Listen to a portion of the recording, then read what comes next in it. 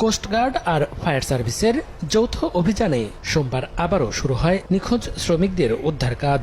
নদীর গভীরেও খোঁজাখুঁজি করে মিলেনি সন্ধান। তীরে দাঁড়িয়ে অপেক্ষায় স্বজনরা।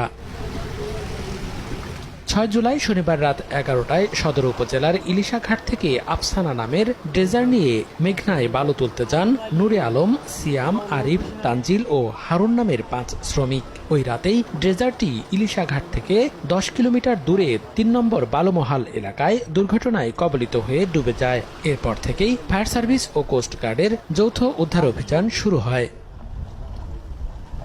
সোমবার সকালে ড্রেজারটি শনাক্ত করতে পারলেও প্রবল স্রোতের কারণে উদ্ধার অভিযান বন্ধ করে ফায়ার সার্ভিস।